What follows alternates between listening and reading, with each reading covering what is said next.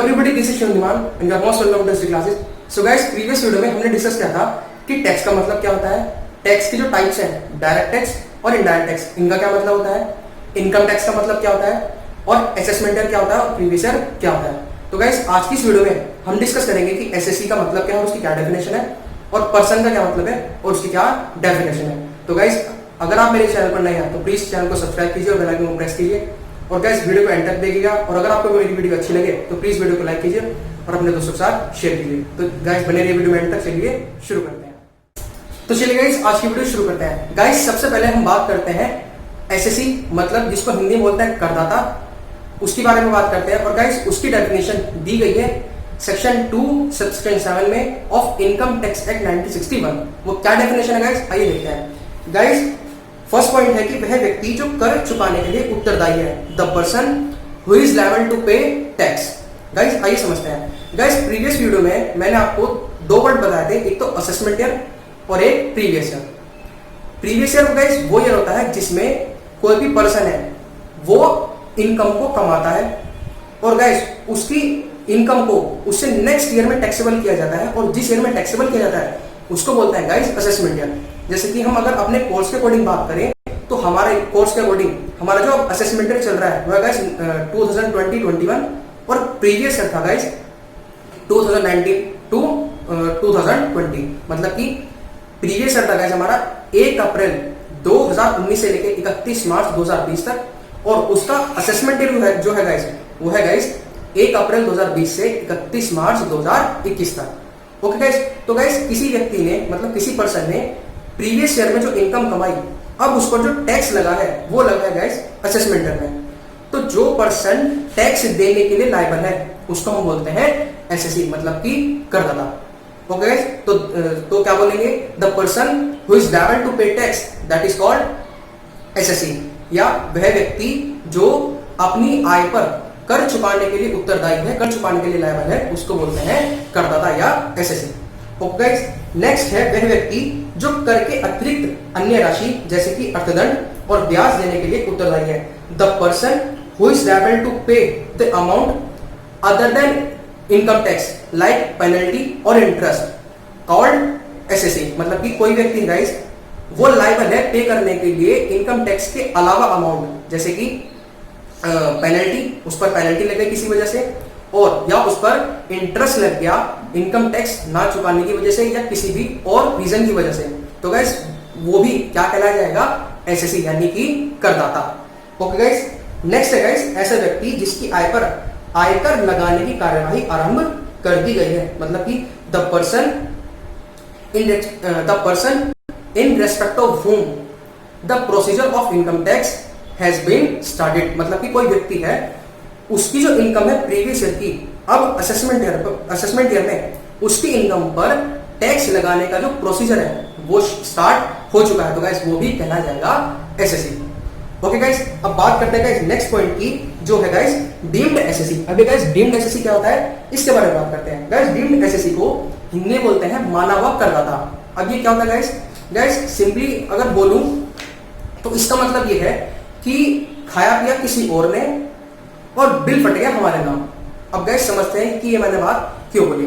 Guys deemed SSC वो SSC होता है जो इनकम टैक्स पे करने के लिए लायबल है, या इनकम टैक्स उसको पे करना पड़ेगा किसी और की इनकम पर, तो उसको बोला जाता है डीम्ड एसएससी। जैसे कि कोई मेरे सामने पर्सन है, अब उसने इनकम कमाई बट उसकी इनकम पर टैक्स देने के लिए मैं लायबल हूं, तो मैं कहलाया जाऊंगा डीम्ड एसएससी। ओके गाइस, तो उसको बोलते हैं डीम्ड एसएससी जो लायबल होता है इनकम टैक्स चुकाने के लिए किसी और पर्सन की इनकम पर। ओके गाइस, अब उसके क्या एग्जांपल है गाइस देखते हैं। पहले एक बार देख लेते हैं बुक में क्या लिखा हुआ है कि माना हुआ करदाता मतलब कि डीम्ड एसएससी भी करदाता की श्रेणी में शामिल किया जाता है। यह एक व्यक्ति यदि एक व्यक्ति को किसी अन्य व्यक्ति की आय के लिए करदाता माना जाता है तो उसे माना गया करदाता कहा जाता है। मतलब कि अगर हम किसी पर्सन को किसी और पर्सन की इनकम पर जो टैक्स निकला है उसके लिए रेस्पॉन्सिबल ठहरा देंगे या लायबल ठहरा देंगे पे करने के लिए, तो वो कहना जाएगा डीम्ड एसएससी। ओके गाइस, इसके एग्जांपल क्या है गाइस, जैसे कि किसी करदाता की मृत्यु के पश्चात उसके वैधानिक उत्तराधिकारी को मृतक करदाता की आय पर कर देने के लिए करदाता माना जाता है। मतलब कि जैसे कोई एसएससी था, उसकी डेथ हो गई, तो उस जो अब एसएससी नहीं रहा, जिसकी डेथ हो गई है, उसने जो इनकम कमाई, उसकी इनकम पर टैक्स देने के लिए जो पर्सन लायबल किया जाएगा, या जो जिस पर्सन की जिम्मेदारी है उसकी इनकम पर टैक्स पे करने की, वो होगा गाइस उसका लीगल रिप्रेजेंटेटिव।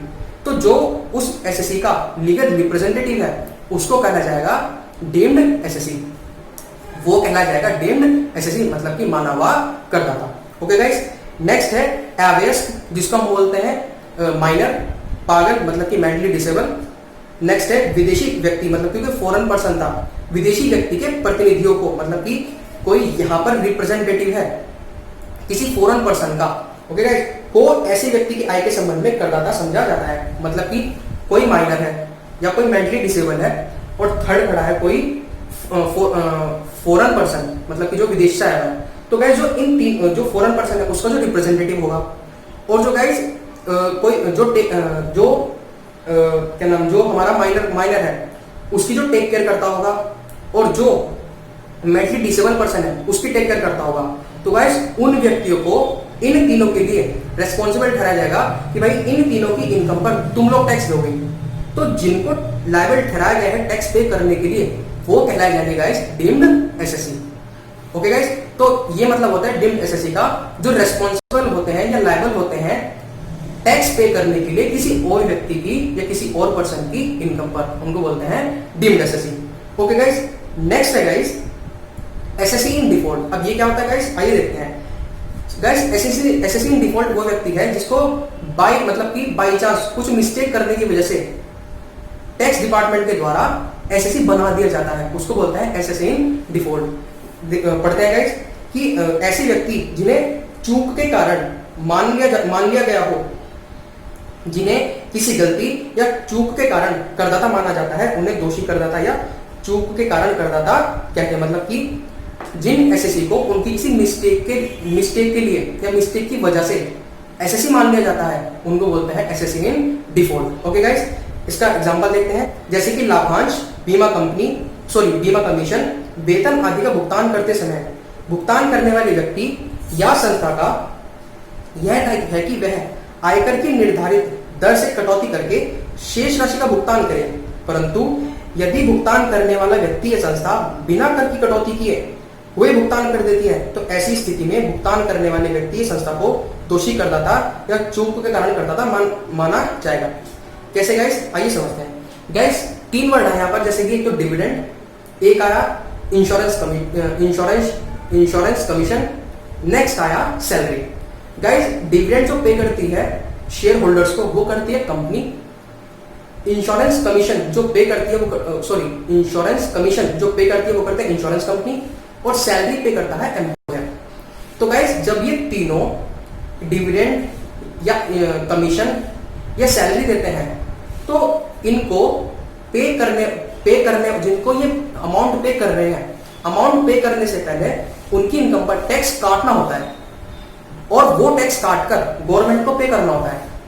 बट अगर कंपनी, इंश्योरेंस कंपनी और एम्प्लॉयर टैक्स काटना भूल जाए और बिना टैक्स काटे ही अमाउंट का भुगतान कर दे, डिविडेंड का, इंश्योरेंस कमीशन का और सैलरी का, तो ये अब तीनों जो तीनों संस्थाएं हैं, कौन कौन, कंपनी, इंश्योरेंस कंपनी और एम्प्लॉयर, ये तीनों कहलाए जाएंगे एसएससी इन डिफॉल्ट, क्योंकि इन्होंने चूक कर दी, इन्होंने बिना टैक्स काटे ही अमाउंट सामने वाले को पे कर दी, तो ये कहला जाएंगे एसएससी इन डिफॉल्ट। तो एसएससी इन डिफॉल्ट क्या होता है गाइस, जो अपनी गलती, अपनी मिस्टेक के कारण एसएससी ठहराया जाता है, जो मतलब कि कोई मिस्टेक कर देता है, उसको फिर उस मिस्टेक के वजह से एसएससी ठहराया जाता है। जैसे कि अगर बाई चांस कोई कंपनी डिविडेंड पे करने से पहले उस पर टैक्स काटना भूल गई, जब कंपनी डिविडेंड पे कर रही थी शेयर होल्डर्स को, तो शेयर होल्डर्स को डिविडेंड पे करने से पहले टैक्स नहीं काटा। और जैसे कि इंश्योरेंस कंपनी अपने एजेंट्स को कमीशन पे कर रही थी, कमीशन पे करने से पहले टैक्स नहीं काटा। और जो एम्प्लॉयर है वो सैलरी दे रहा था अपने एम्प्लॉयज को सैलरी पे करने से पहले उसने टैक्स नहीं काटा। तो इस सिचुएशन में ये तीनों ठहराए जाएंगे SSC in default. Okay guys, ये होती है गाइस एसएससी की definition as per section section 2 subsection 7। Okay guys अब बात करते हैं डेफिनेशन ऑफ पर्सन की। तो चलिए गाइस अब बात करते हैं डेफिनेशन ऑफ पर्सन की। गाइस वर्ड जो पर्सन है, जिसको हिंदी में बोलते हैं व्यक्ति, व्यक्ति नाम सुनते ही हमारे मन में आता है कि व्यक्ति का मतलब है एक इंडिविजुअल, एक अकेला व्यक्ति। बट गाइस इनकम टैक्स में पर्सन की डेफिनेशन में सिर्फ इंडिविजुअल नहीं है और भी लोग शामिल हैं। वो कौन कौन से गाइस, आइए देखते हैं। गाइस पर्सन की डेफिनेशन दी गई है सेक्शन 2 सब सेक्शन 31 में ऑफ इनकम टैक्स एक्ट 1961 में। क्या डेफिनेशन है गाइस, आइए देखते हैं। गाइस जो डेफिनेशन है पर्सन की, गाइस इसमें इंडिविजुअल के अलावा और भी चीजों को इंक्लूड किया गया है। वो कौन कौन से गाइस, सबसे पहले तो गाइस एक व्यक्ति मतलब कि इंडिविजुअल। सेकंड है गाइस हिंदू अविभाजित परिवार मतलब कि हिंदू अनडिवाइडेड फैमिली भी पर्सन की डेफिनेशन में आती है। थर्ड है गाइस कंपनी मतलब कि जो कंपनी एक्ट 2013 में रजिस्टर्ड है। फोर्थ है गाइस फर्म मतलब कि पार्टनरशिप फर्म। नेक्स्ट है गाइस व्यक्तियों का समूह या समुदाय मतलब कि एओपी बीओआई। एओपी को बोलते हैं एसोसिएशन ऑफ पर्सन, बीओआई मतलब body of individuals. Okay guys next है स्थानीय सत्ता मतलब कि जो लोकल अथॉरिटीज होती है हमारी, जैसे कि म्युनिसिपल कॉर्पोरेशन। नेक्स्ट है गाइस सेवेंथ प्रत्येक कृत्रिम व्यक्ति मतलब कि हर एक आर्टिफिशियल पर्सन जो अबव में इंक्लूड नहीं है, मतलब कि जो अपर के 6 हैं उनमें इंक्लूड नहीं करता, मतलब कि कोई आर्टिफिशियल पर्सन। इन 7 को पर्सन की डेफिनेशन में रखा जाता है। आइए गाइस एक एक के बारे में देखते हैं। गाइस सबसे पहले आता है इंडिविजुअल। गाइस इंडिविजुअल का मतलब है कोई नेचुरल पर्सन, जैसे कि मेल, फीमेल या कोई माइनर, और आपका अगर कोई हो गया मेंटली डिसेबल पर्सन, तो गाइस उसको इंडिविजुअल में रखा जाता है। जो गाइस बुक में लिखा हुआ भी है कि व्यक्ति एन इंडिविजुअल से अभिप्राय एक प्राकृतिक व्यक्ति से है जो पुरुष, स्त्री, अवयस्क अथवा पागल व्यक्ति भी हो सकता है। ओके गाइस नेक्स्ट है गाइस हिंदू अनडिवाइडेड फैमिली मतलब कि हिंदू अविभाजित परिवार की परिभाषा आयकर अधिनियम में नहीं दी गई है। मतलब कि हिंदू अनडिवाइडेड फैमिली की definition guys income tax act 1961 में तो नहीं दी गई, बट हिंदू अविभाजित परिवार से अभिप्राय उन सभी व्यक्तियों से है जो कि एक परिवार के वंशज होते हैं, मतलब कि जो किसी एक ही फैमिली की जनरेशन है, उसको बोलते हैं guys Hindu undivided family. Okay guys चलिए गाइस अब बात करते हैं थर्ड की, कंपनी की। गाइस कंपनी का मतलब वही है जो हमने पहले 12th क्लास में समझा भी है। कंपनी का होता है गाइस, कंपनी एक आर्टिफिशियल पर्सन होता है जो क्रिएट भी लॉ के द्वारा किया जाता है और उसको खत्म भी लॉ के द्वारा किया जाता है। मतलब कि company is an artificial person which is created by law और डिस्ट्रॉयड बाय लॉ।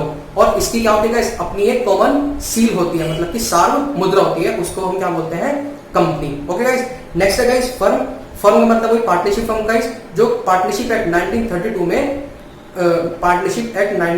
में जिसकी डेफिनेशन दी गई है। मतलब कि when 2 or more persons are agreed to do a business with the motive of profit earning that is called partnership। मतलब कि जब 2 या 2 से अधिक व्यक्ति सहमत होते हैं आपस में कोई बिजनेस करने के लिए और उनका बिजनेस करने का जो मोटिव है, जो उद्देश्य है, वो है लाभ कमाना, उसको बोलते हैं पार्टनरशिप। ओके गाइस तो ये है गाइस कंपनी और पार्टनरशिप फर्म जो पर्सन की डेफिनेशन में ही इंक्लूड है। तो हमने अब तक क्या क्या देखा, एक तो देखा गाइस इंडिविजुअल, वो भी हमारी पर्सन की डेफिनेशन में इंक्लूड है। सेकंड है हिंदू अनडिवाइडेड फैमिली।